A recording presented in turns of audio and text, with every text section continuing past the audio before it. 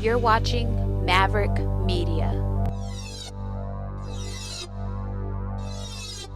Educate, organize, act.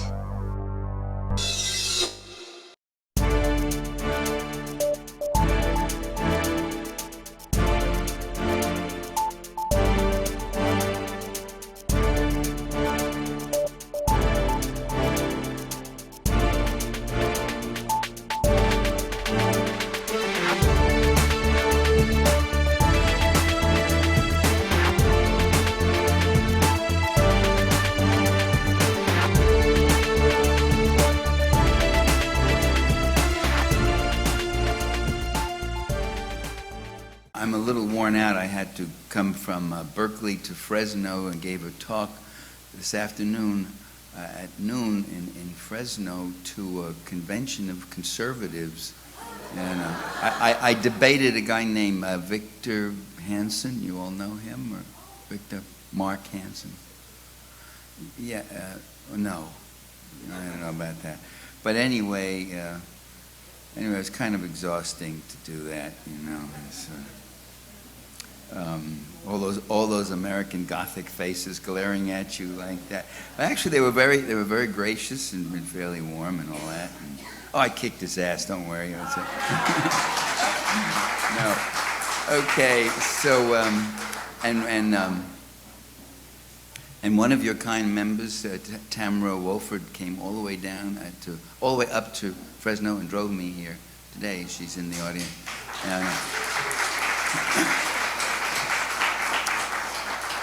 And the trouble is, she's far more awake and alert than I am. But I'm going to give you roughly the same talk I gave them. What the hell? Why not? I think you all could learn a little something about it. It's about this question of empire, you know. Everybody's using the term now. I mean, that when I was a kid, the U.S. didn't have an empire. It didn't have colonies. The teacher told us that the U.S. has territories, and you mustn't call them colonies. And we weren't an empire. Empires were things of force and all that. Now they're all using the word empire. Pat Buchanan uses it. The conservatives use it. The converted liberals who have seen the light, like Chalmers Johnson, they use it too. And Chris Hedges uses it.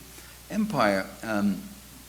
The thing to remember about empire is that it's not just an instrument of dominion and control. It's an instrument that's used for a very real political economic purpose, which is the expropriation of the land, the labor, the natural resources, and the markets of other whole countries and whole regions of the world. And why is there this drive to have to expropriate and take that over? Because it's very profitable.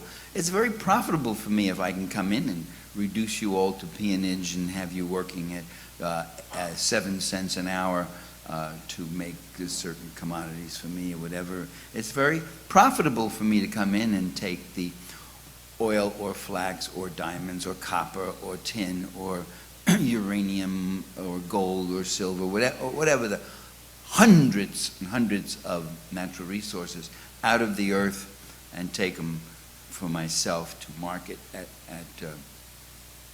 very profitable rates. And one of the traits of empire is its military strength. And there's no country in the world that has the military like we have. This military, we spend more, as most of you know, but for the few who might not, we spend more on our military than all the other nations put together, all the other leading nations, for the most part. That's since George Bush administration. Before that, it was almost as much as everyone else added up. Now it is actually a little more. I think 51% of all the guns, all the planes, all the drones, all the missiles, all the instruments of death are produced by and used by the United States or their minions. So you talk about stimulus package. This country, this capitalist economy has had for the last 60 years a stimulus package every year.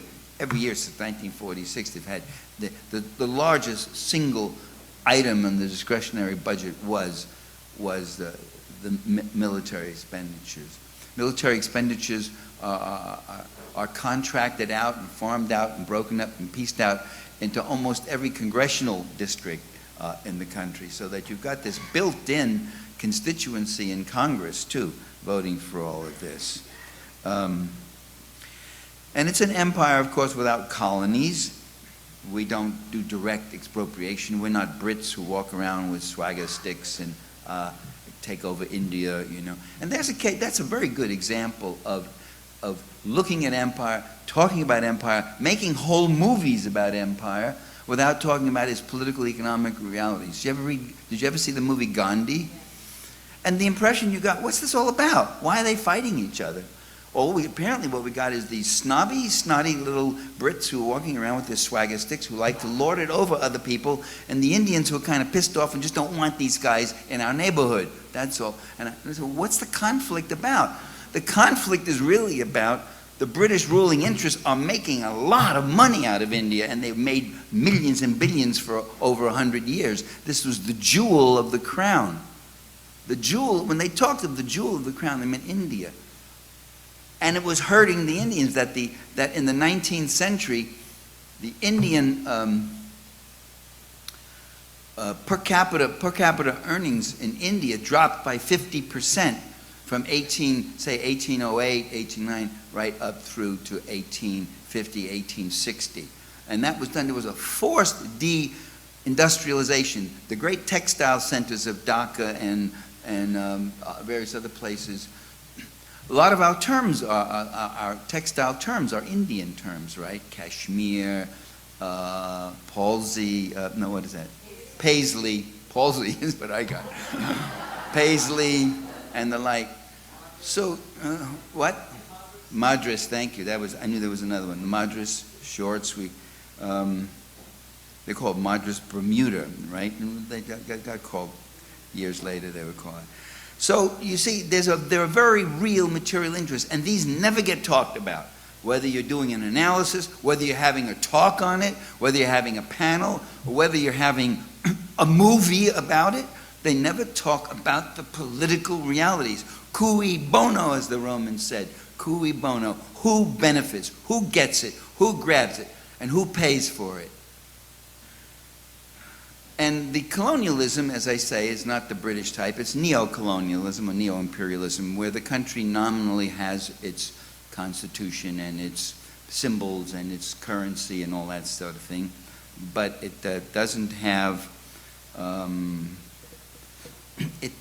control of its precious resources. The land, labor, natural resources, and the markets belong to the transnational corporations, to the Fortune 500.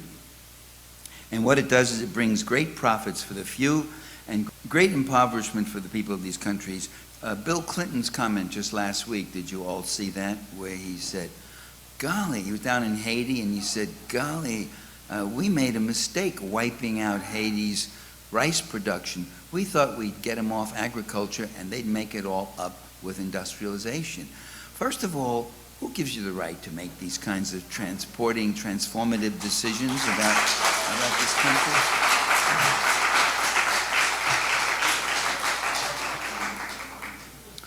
And then Clinton talked also about free trade in Mexico. Well, you could look at Mexico. Millions, how many millions? 5 million, 6 million farmers have been driven off their land. Where are they now? Well, I know where they are. They're suffocating to death in vans trying to get across the border to find work so they can feed their families. They're not coming here because they just want to be Californians, yippee, or Arizonians or Nevadians.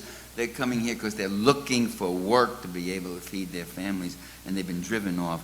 And the rate of poverty in Mexico has skyrocketed since the free trade agreements, the NAFTA agreements. So the more free market and the more free trade the world becomes, the poorer it becomes. We have free market Indonesia, free market Guatemala, free market Mexico, free market Nigeria. I could go on with another 80 or 90 or 100 names of nations. And the more the capital spreads and moves in, it doesn't bring prosperity, it brings poverty. That's my argument. Just look at the examples. Now, the U.S., but these people don't take it lying down. They fight back. They try to form secular, reformist, democratic governments in all sorts of countries, all through Latin America, all through Africa. You've had these wonderful leaders arising. Almost all of them have been assassinated. All through Middle East. Let's take the Middle East, the most retrograde place. You've had the democratic, secular, revolutionary, reformist movements in Lebanon. You've had those movements in Syria. You've had them in Turkey. They've been busted and broken back. And some of them afraid to take over. A friend of mine who's Turkish, she says a lot of the army in Turkey is left. They're ready to move on it, but they know they take over, then Turkey is going to be decimated with sanctions and bombs and mercenary attacks and the like. Iraq, you know, had a democratic revolution in 1968. They had a democratic coalition government that existed. This stuff about we're going to Iraq to teach the poor little Iraqis how to do democracy, because they don't know how to do it, the poor little thing. Here's a civilization, 5,000-year-old civilization that invented most of the things we're using now, including the alphabet and writing and all that, and you're going to go in and we're going to... What they leave out, and this story is a remarkable example of White House and officialdom and media amnesia, convenient amnesia, things that just drop down the memory hole. They never talk about what happened before they turned on Saddam Hussein. They never tell you that Saddam Hussein was CIA, that his first gig was to assassinate the prime minister of this democratic government, and he shot him. He failed to kill him, and he got hustled out of the country by the CIA. Eventually, he and death squads and everything else took over that country, and Saddam Hussein drove into exile or drove underground or murdered, tortured and murdered every constitutionalist, every reformist, every Democrat, every communist, every socialist, every whatever else. And he even killed he murdered most of the left wing of his own Ba'athist party. When he did all that, Washington loved him. He was Washington's poster boy. He couldn't do anything wrong. He got aid. They gave him this, they gave him that. They sigged him on to Iran to go fight for them and all that. It's when Saddam Hussein started committing economic nationalism that they got bothered. It's when he made it clear that he wasn't going to be a client state, a submissive, that in fact he wasn't going to privatize the oil and give it back to the oil cartels, that the whole entire economy stayed publicly owned, that many of the reforms of the government he destroyed, he kept them, maybe diluted a bit, but he still kept them. And he was getting out of line on the oil quota too. Not that he was refusing to send us oil, because that's how you frighten Americans into supporting these wars. You won't have any fuel for your homes or your cars. It was quite the opposite. He wanted a larger part of the oil quota market. He wanted to sell more. And you could read the Washington Post business page at that time saying how worried they were about Iraq oil coming on the market and breaking the prices and reducing prices, and how bad. That was George Bush Sr. who was leading that chase. That was the first Gulf War. That's what it was about. That he wanted the right to be able to sell more of his oil. With very top quality crude, very clean oil from Iraq. Without any of that shale in it or any of that they're finding in else places. So he committed economic nationalism. Suddenly this guy was a dictator. Suddenly he had weapons of mass destruction, links with Al-Qaeda. Those were all the outright lies to get us in. But he was this dictator, and the people were frightened into, and it seems the American public gets frightened. You give them the same scenario again and again. Milosevic, Noriega, anybody. You just start saying these bad things, and he hates us, and he's just like Hitler, and we're not safe. Your hearth and home aren't safe. Your children may not be safe. So we got to go kill him before he kills us, Remember with Gaddafi in Libya? Gaddafi was a menace and a this, and we got to watch out. There's no stopping this man. You know what the size of Gaddafi's army was? 50,000. They were probably not as well. They probably were not even as well armed as Fresno is. Oh, that's right. I'm not in Fresno. I didn't have to watch it. Okay.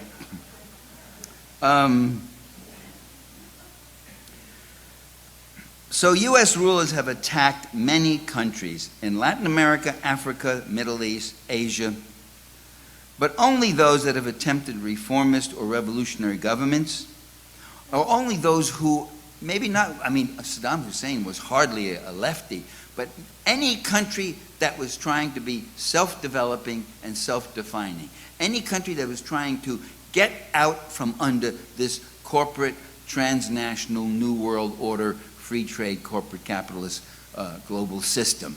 Any country that was trying to strike its own path for its own development, that country would be targeted as an enemy. That's the typical psychology of an empire.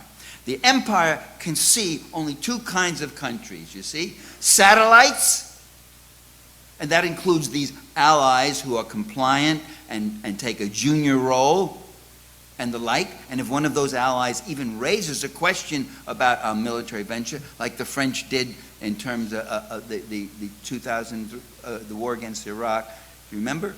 The French were the new enemy. I wrote about that in Super Patriotism. The French, remember for a while, French fries became freedom fries and all that kind of idiocy. There are two kinds of nations that empires recognize. One are the satellites, and if anybody gets out of line, even as France did, then there's that second kind of country, enemies. Enemies, or a variation of that, potential enemies. And that's what China, that's what Russia, that's what maybe even India might be, that's what Iraq might be in that region. Iraq was well stabilized, it had the best, highest standard of living in the Middle East. Saddam Hussein was cultivating relations with other leaders and all that sort of thing. He had to be put in his place. Same with Venezuela now in Latin America. We got to call him a barracks populist, a firebrand, anti-American. Anybody who stands up, anybody who does not submit as a satellite is considered anti-American, therefore is an enemy. And that's the way it is. They cannot see a world of countries that are making it and developing themselves and being friendly, with whom you could trade, with whom you could have good relationships. Such countries, when they're stable, they're fairly prosperous and all, they do not go starting wars against other countries. Okay. Conversely, U.S. rulers support those governments that throw open their countries to the big investors in service to the wealthy few. The comprador leaders who say, come on in, boys, it's all yours, the land, the labor, just as long as you give me and my brother Jose a nice schmear, you know, and or nowadays it would be me and my brother Mohammed. I mean, look at the two brothers. What bargains? The one in Afghanistan, this guy's an incompetent, corrupt. I mean, what a shame to shove this down the throats of the Afghani people. And what about that brother in Kyrgyzstan, the Kyrgyzstan president who complained about the military base, the U.S. military base? They gave him $40 million. Big deal, $40 million. What they didn't tell you is that he was shaving off at periodic intervals $10 million from the Americans, taking it under the table and giving it to his brother. And that between the two of them, they raised the oil price of oil 400% in Kyrgyzstan. This is a country that has zero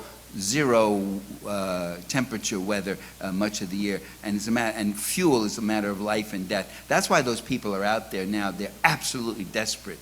They're absolutely desperate, and this guy overplayed his hand. And the U.S. is concerned about this disruption in Kyrgyzstan. So what I'm saying is U.S. foreign policy is very successful. It's not stupid, it's not misguided, it's successful. If you think it's stupid, it's smarter than you are. And so you don't want that to look that way. You don't want to look stupider than them, do you? So don't. Stop thinking that these leaders are stupid because they mispronounce words or something, as Ronald Reagan did and George Bush did and Dwight Eisenhower did and all that. It doesn't mean anything. That George W. Bush did what he wanted and he succeeded. It was a very successful 8 years for him and the people he represents, which is his class. He succeeded. He got rid of the estates tax. He cut any progressive element out of the income tax. He practically disappeared corporate taxes. He cut back on all sorts of public services, environmental protections, all those things. He did all these things.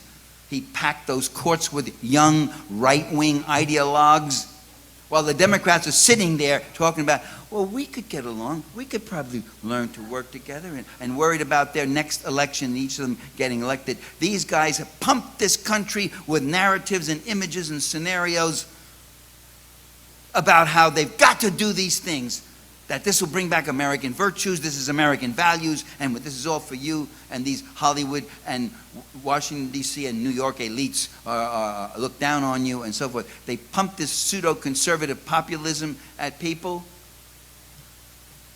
And when every time he was asked a question by the,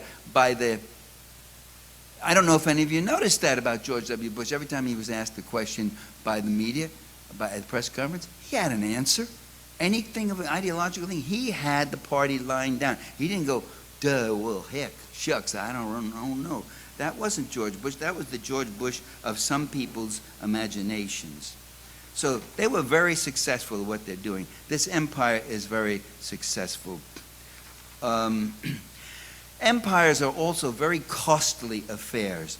The ordinary Americans don't get any of the profits, but they get most of the costs, and many of the human costs too, as we found out in that instrument of empire called the military.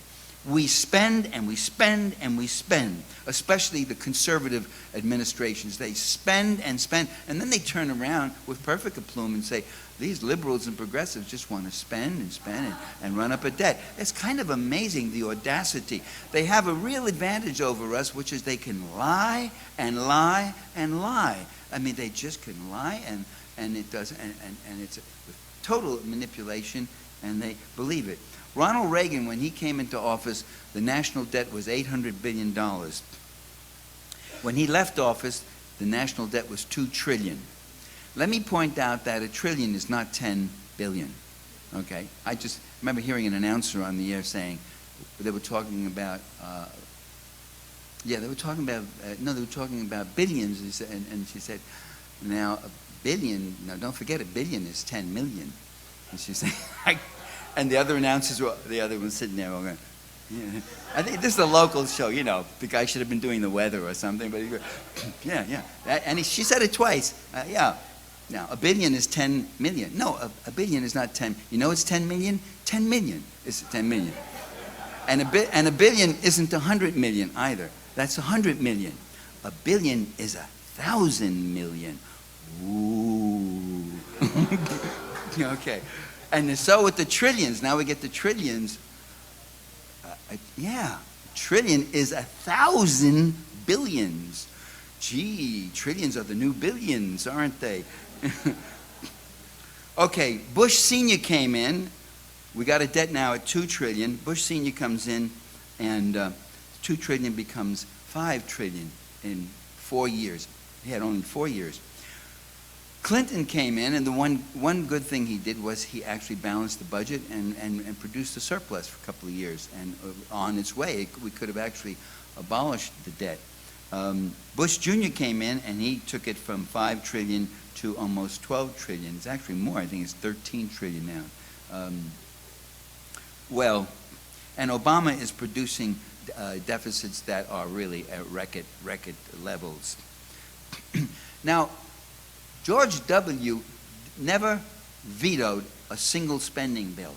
He wanted to spend and spend and spend. The greater the debt, the less money there was for social democracy and for human services and welfare. The greater the debt, the more direct profits that the rich creditors had. And that meant the banks, that meant the Middle Eastern clans that were connected to the Bushes and the like. The greater the debt, the less money, the less service and protection you're getting on every tax dollar. And that's true at municipal level, state level too. And when you've got a big debt, your dollar goes in, and a bigger and bigger chunk, as the debt gets bigger and bigger chunk of that tax dollar is just going off to pay people. So people are investing money into your money to get your money back without producing a single refrigerator or car or computer or whatever else. So we are going beyond broke right now. And Obama doesn't have the guts to get up and say, we got to get the hell out of Afghanistan. We cannot afford it. Just on that alone.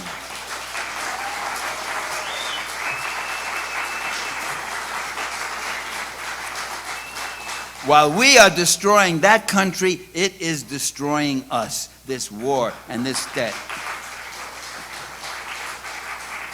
We are in a desperate and dangerous financial crisis. We're printing paper to pay paper with paper.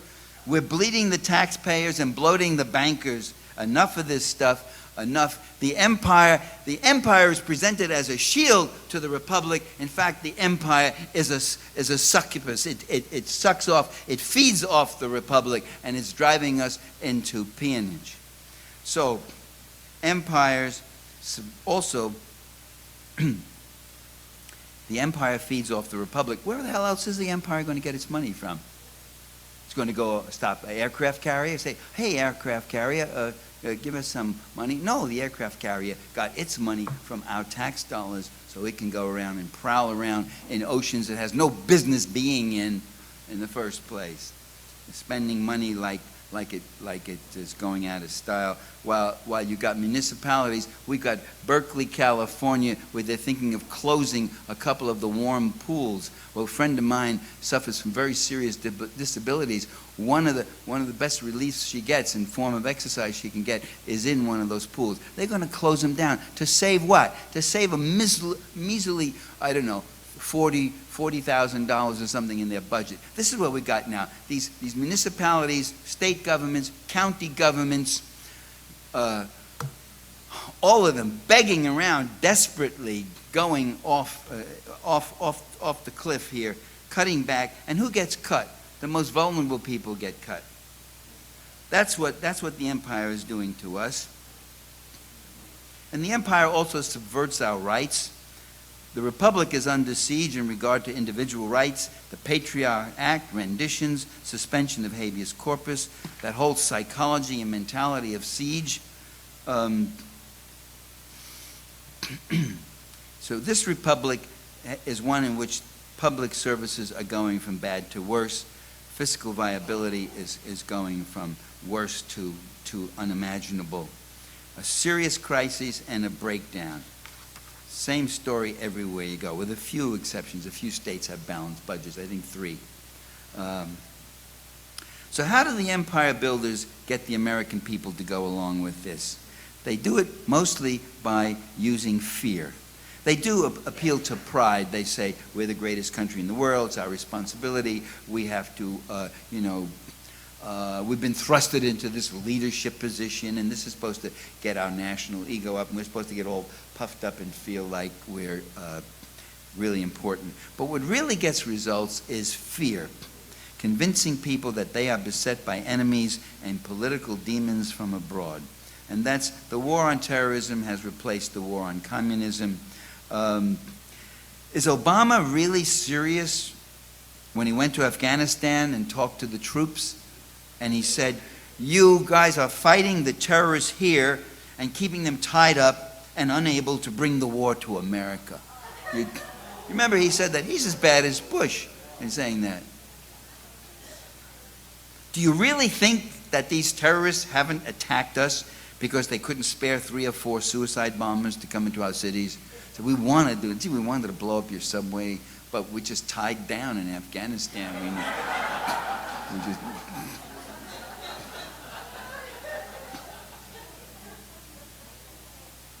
You can fight terrorism, and there are some fanatical and dangerous little self-appointed groups by keeping tabs on them, and you could have intelligence, and by the way, there is that fight going. Some of these guys do get arrested in London or here or there, right here in the U.S. too, and it's kind of tough to know which is what and what's happening. But you don't have to go bomb a whole country, bomb a whole village, because somebody planted a bomb in one of your apartment buildings or flew a plane into your building or whatever else. People from a different country, as a matter of fact. It doesn't mean, that doesn't give you license to go and bomb that country and kill little villagers in remote places who never even heard of America and couldn't care less who you are, what you are. Now, another way that the empire costs the republic something is in human costs.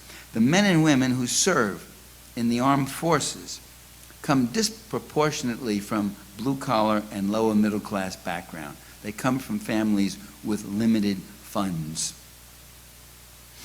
They often have trouble finding a job or can't afford college. The graduates of Yale, Harvard, Princeton, Dartmouth do not go into the Marines. They don't come out and say, yeah, let's go. We're going to fight, save my country. They go on to business school, law school, or to brokerage firms, or to the family's big business, or whatever. Or what? Or they go on to Goldman Sachs. That's right. Those are the ones who, well, you do need special talents to go on to Goldman Sachs. Can you lie? Can you steal? Daniel Ellsberg was telling me one time, and he never put this in his book, so I feel this is original stuff.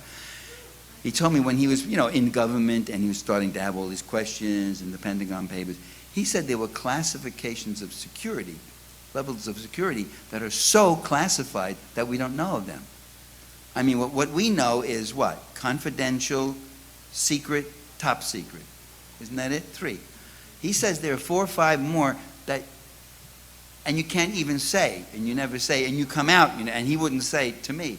And then he said, and when you're in one of those planning groups, there's 2 questions. If you ever ask one of those 2 questions, you will never be asked back to that group. You'll suddenly find your office moved down near the mail room or something or whatever. He said, the first question is this legal? If you ask that question, just give you an idea of how the empire runs, who runs this empire and how it's done. And the second question, if you ask it, is this moral? What? And they just start looking at each other, What? It's okay. You can go get us some coffee. Lock the door when he gets out. So that's what happens. The people who go and fight these wars are working people. Let me give you a case study of somebody who wasn't from a working class family. He played his role in this empire. He won entry into Yale University because his father had gone to Yale. His grades weren't so good. You're going to have to guess who this is. You already know. Later on, seeking to evade the draft, he got himself admitted to the Texas Air National Guard. Despite his low score in pilot aptitudes tests. You see, okay, he's stupid, but he's smart. He's getting what he wants. His poor performance is being used to his advantage. It's enough. As he explained without a hint of apology, he said, quote, I was not prepared to shoot my eardrum out with a shotgun in order to get a deferment, but just the way this guy was thinking, the level of choice and morality. Nor was I willing to go to Canada, so I chose to better myself by learning how to fly airplanes. Okay, George Bush it is. He went into a special National Guard unit with the 147th Fighter Group, which was nicknamed the Champagne Unit because it had so many sons of Texas privilege, of upper crust Texas area. How he jumped to well, I don't want to go into the whole story, how he jumped to the head of the line. It was some Houston businessman who linked up with some Speaker of the Texas House and so forth. So they got him through all sorts of privileges. It's in the book if you want to see all the details. Bush's payroll records show that he failed to report for duty for 8 months between May 72 and May 73. He failed to take a required flight physical exam in 72. He said he was at a fighter group in Alabama. Nobody there remembers him. None of the commanders, none of the other cadets or anybody remembers him ever being there in the 72-73 period. Instead of being prosecuted for desertion, Bush was awarded an honorable discharge 8 months early in order to attend Harvard Business School. And to get that, he pulled a few strings. I don't want to go into it all. But to sum it up, it seems that this presidential super patriot received favorable treatment to get into the National Guard and favorable treatment to get out. And the same goes, you know, all the draft evasion stories of Dick Cheney, Paul Wolfowitz, Elliott Abrams, and the whole crew of them. And I won't go into that. But let's look what happens to those who go into the military who are not so well connected. In 2003-04, hundreds of U.S. troops who had been wounded in Iraq were warehoused for months at places like Fort Stewart, Georgia, in hot, dirty, overcrowded cement barracks, waiting for medical treatments. They had to hobble across the sand to use the bathroom. They had to pay for their toilet paper. Only after protests from the U.S. Senate did the White House stop charging these wounded soldiers $8.10 per day for their hospital meals. They were being charged for their hospital meals. These were vets. They were still in the Army. But that shows you what the empire does with its foot soldiers. Well, once they're no longer of any use, what do I got to spend money on them? I want pride and pump them up and you know, get up there all spiffed out and dressed up when they're going to be killing and fighting for me. But once they're damaged goods, you throw them away like used cars. As he added thousands more troops in Afghanistan, he was tripling the cost of medications to needy veterans. In 2003, his administration announced it was cutting off access to its health care system for approximately 164,000 veterans and slicing out $1.5 billion in military housing and medical facility funding. This is George Bush that everybody was laughing at. This guy knew what he was doing. This guy was relentless. In 2004, he slashed $2 billion from the VA's already insufficient funds. The Bush administration even ordered officials to stop publicizing health benefits available to veterans. Okay, what else? There's so much stuff here. I don't want to go on and on and on. He reduced, or his plan was to reduce monthly imminent danger pay from $225 to $150, and family separation allowance from $250 to $100. This guy, this mother jumper who, excuse my language, you know, you can take the boy out of New York, you can't take the New York out of this guy who has millions of dollars and rakes it in, and his buddy Cheney, who has even more millions than he, he's cutting these family allowances. Can you believe it or not? From $250 to $100. Well, you could go on with all the other things, how the U.S. troops were victimized by the depleted uranium and the guinea pigs with the H-bombs and all that.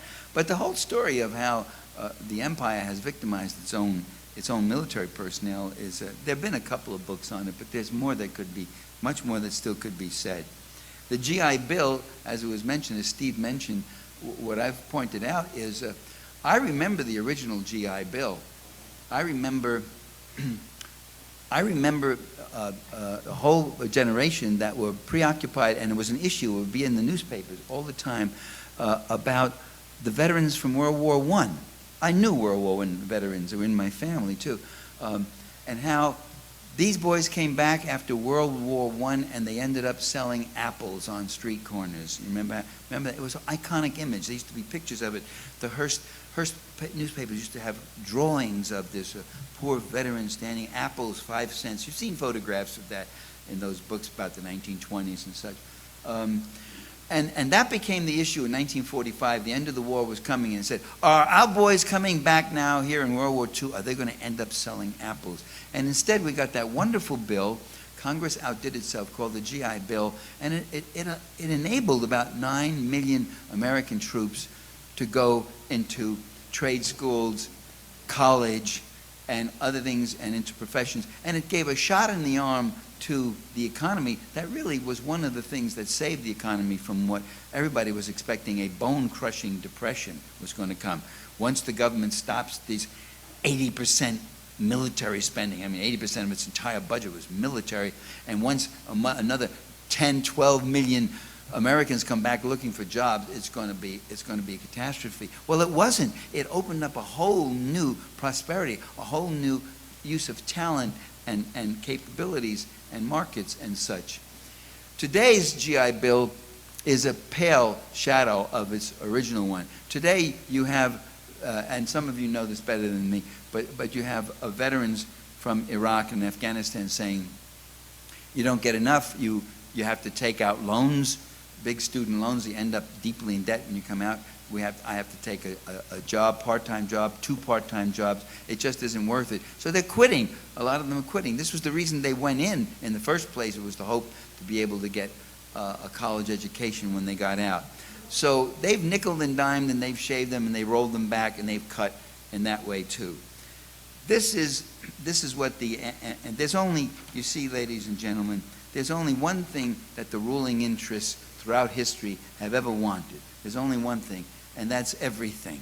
They want everything. They want the best pastures, the best herds. They want the best lands. They want the natural resources and the wealth. They want all the services and cultivations of civic society without having to pay any of the costs. They want everything, and they want all the burdens to be on your shoulders.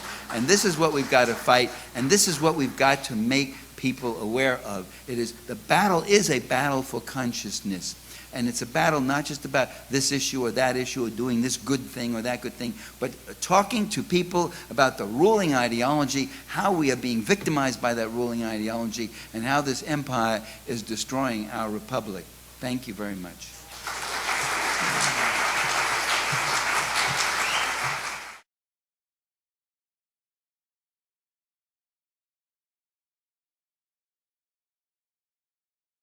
This was not a talk that we could cover everything that could be said about imperialism.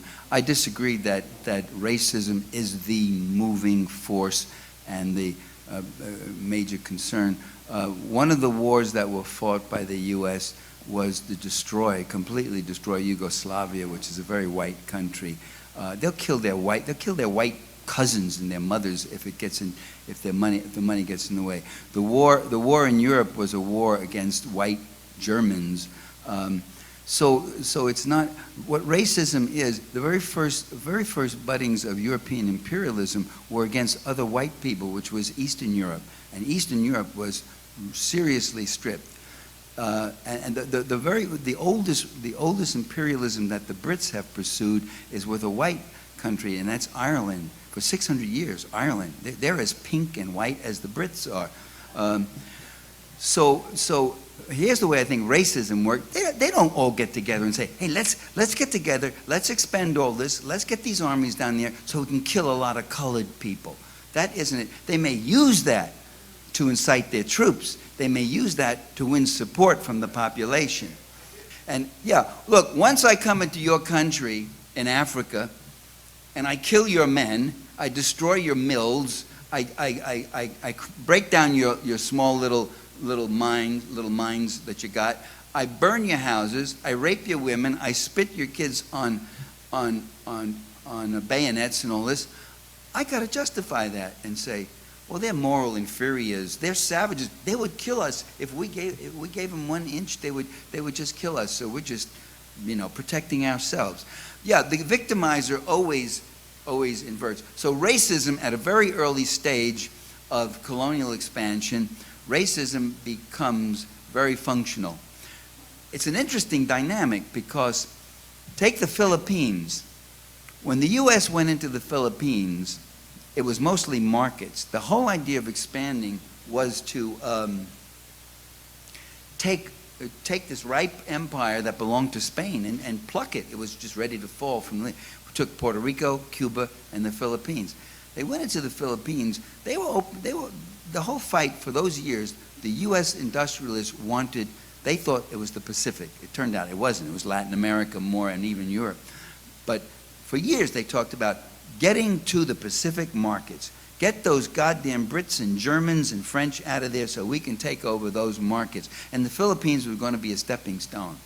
Then something happened. When they got to the Philippines, some of these guys, William Howard Taft himself, later on President of the United States, and others, went in and looked and saying, whoa, this place is rich. This place has got this and this and this. It's lush. It's a prosperous thing. And suddenly there started to appear all these stories about the Filipinos, how backward they were, how they didn't really know how to run the country, how they were going to need their bigger white brothers to take care of them. You know what the Filipinos were called? They were called niggers. That's what they were called. They were called niggers, and that was right in the publications and such. So racism, you're absolutely right. Racism plays a very important incitement role, justification role, and the like. But you know, there's a lot of other things you can say about patriarchy and imperialism and other things.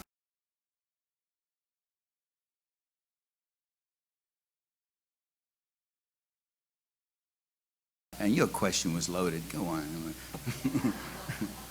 Yeah.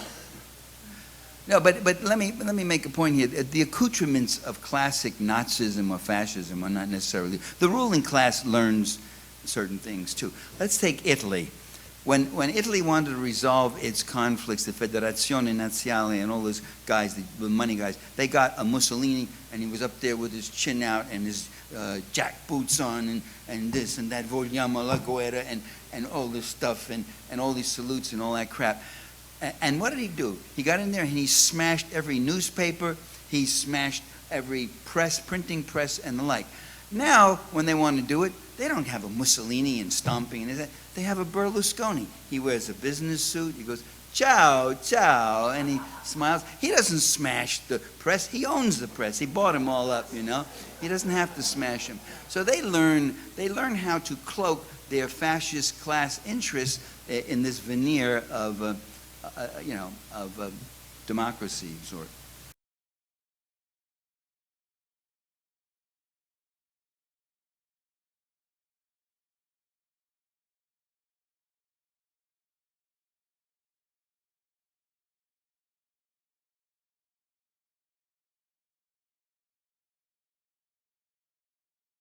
I think at this stage of historical development, you got to recognize that socialism works much better than capitalism in certain areas, and that small capital capitalism works better than state socialism in certain other areas. That's my experience. That's all I could say. For education, socialism works. The idea that you would run education for profit motives, I'm going to educate your kids while I can squeeze out as much profit, is crazy. The idea that you could heal people for profit motives, which is what we're doing now, and we're getting more of it with the new health bill, is crazy. So socialized medicine, socialized education, socialized building programs, which we have. You see, this is not some ism or ideology. We have all this. I remember when I taught at State University of New York at Stony Brook, up there out in Long Island, New York, the kids would say, but what is socialism? How would it even work? I mean, how could you even imagine it and how would it work? I said, you're sitting in it right now, you know? You're going to school for, like, in those days, it was like for $200 a semester. That's socialism. And, you know, it's being paid out of the public purse. That's how it works. Whereas if you, or in private school and private profit school, as they want to do with a lot of the charter schools and all that, you'd have to be paying tens of thousands of dollars. So there are all sorts of areas and proofs where socialism works and works so much better. And then you could also point to certain other things where it might be better to have small businesses. I think that, I was in Cuba recently and I said, I think that's what you got to be doing, is having small businesses and taxing them. And for immediate kinds of services where people are individually and directly motivated, instead of having a plumber comes in from the State Ministry of Plumbing or wherever the hell the bureaucracy is, he comes in and he cleans your toilet and shoves the thing down, it blocks the toilet down below and yours is clear now. I mean, that's the kind of, I mean, the state of plumbing in Cuba is outrageous. I was just there last month. Because the last thing you want, with state-run restaurants, the last thing you want is a large clientele of satisfied customers coming in again and again and eating all the food. It's better that they don't come in. You have less work, you have more leftovers, more things you don't have to feed them, you can take it out and sell it on the black market, you can do this sort of thing. Well, that's the problem. A friend of mine, when he lived in communist Poland, he said, I got my apartment painted by a worker from a factory. I said, where did the worker get the paint? He said, he stole it from the factory and he painted my apartment. I paid him something. So I said, so you're a crook, the worker's a crook.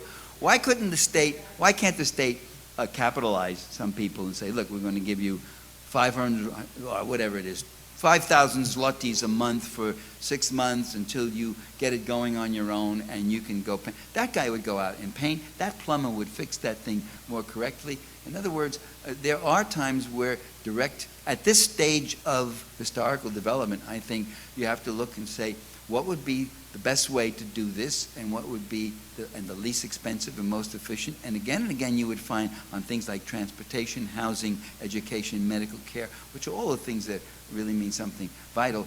But a lot of components of the consumer economy, and this is where communism failed, really. You didn't have anybody in Russia wanting to overthrow communism because the Bolshoi ballet was affordable and free for most people. You didn't have them wanting to overthrow it because they got a decent education in Moscow. And you had it because other things weren't working, services weren't right, inefficiency was getting rewarded with additional compensations, while efficient groups were getting rewarded with additional work, and these sort of things. So that's what I think. It's not what's next in some great historic epic, because now we've had the clash of these two isms and all that. You can take this all piecemeal and just look at it empirically, looking at reality, which is probably one of the most fearful things for some people to do. Thank you, ladies and gentlemen.